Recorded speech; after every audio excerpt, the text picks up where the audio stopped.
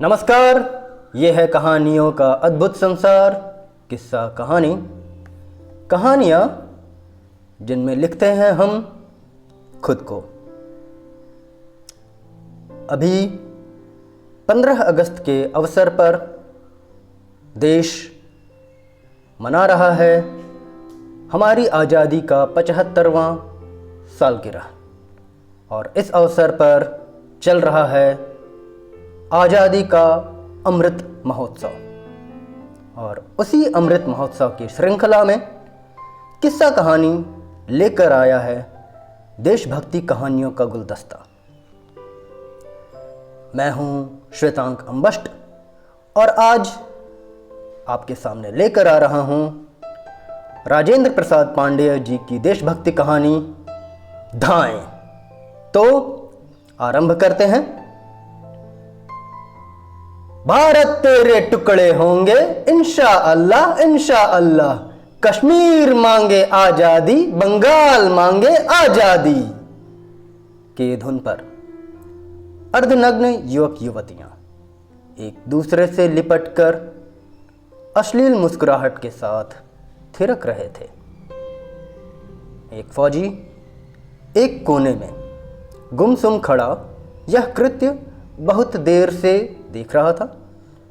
उसका पूरा तन गुस्से से कांप रहा था। सोच रहा था कि देश की जिस अखंडता के लिए हम लोग अपने खून की होली खेलते हैं, उसी अखंडता को खंडित करने का देश के अंदर जश्न मनाया जा रहा है। इतने में ऐसे ही हुड़दंगियों का एक झुंड और आ पहुंचा। अब देशद्रोहियों का जोश और दुगना हो गया था। उनके राष्ट्र विरोधी नारे आसमान तक गूंजने लगे। फौजी जो अब तक गुमसुम खड़ा था का खून खौल उठा। धाएं! गोली जाकर सीधे माइक थामकर नारा लगाने वाले के माथे में लगी। चारों तरफ भगदड़ मच गया।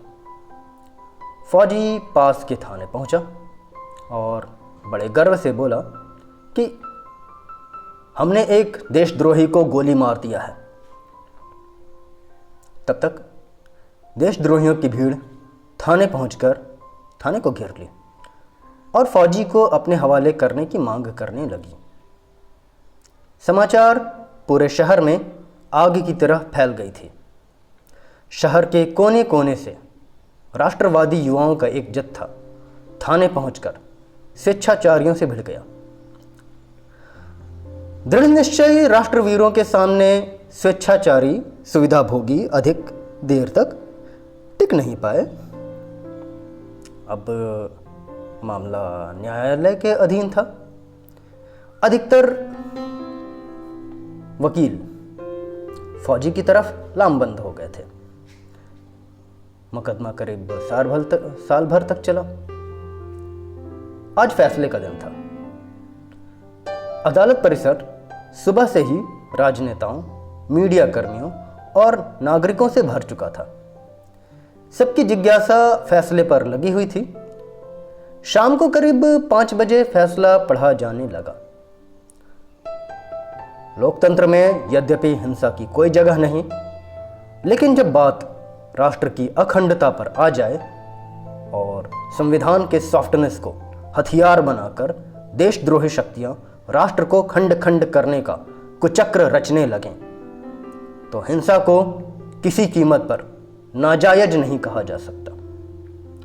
देश की अखंडता के लिए हमारे फौजी सीमा पर हजारों लोगों का खून कर देते हैं। आज़ादी की लड़ाई में हमारे क्रांतिकारी तमाम अंग्रेजों का खून कर दिए। अगर राष्ट्र के लिए वह सब जायज था, तो देश के अंदर बैठे राष्ट्रद्रोहियों का खून नाजायज कैसे हो सकता है? देश को खंडित करने वाली हर विचारधारा राष्ट्रद्रोह है।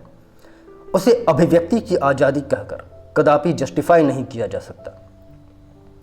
देशद्रोही ताकतों को नष्ट करने का उत्तरदायित्व न केवल कानूनों और सरकारों का ही है, ऐसी ताकतों को नष्ट करने का दायित्व देश के नागरिकों का भी है।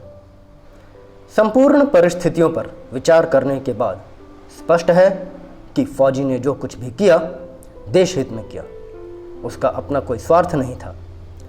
आखिर कानून की वेदी पर हम कितने राष्ट्रभक्तों को स्वाहा करते रहेंगे। यह अदालत फौजी की राष्ट्र निष्ठा से अभिभूत है और उसे बाइज्जत बरी करती है। ये कहानी यहीं तक। अभी आप सुन रहे थे आज़ादी के अमृत महोत्सव के अवसर पर देशभक्ति कहानियों की श्रृंखला में से एक राजेंद्र प्रसाद पांडे जी की कहानी धाएं।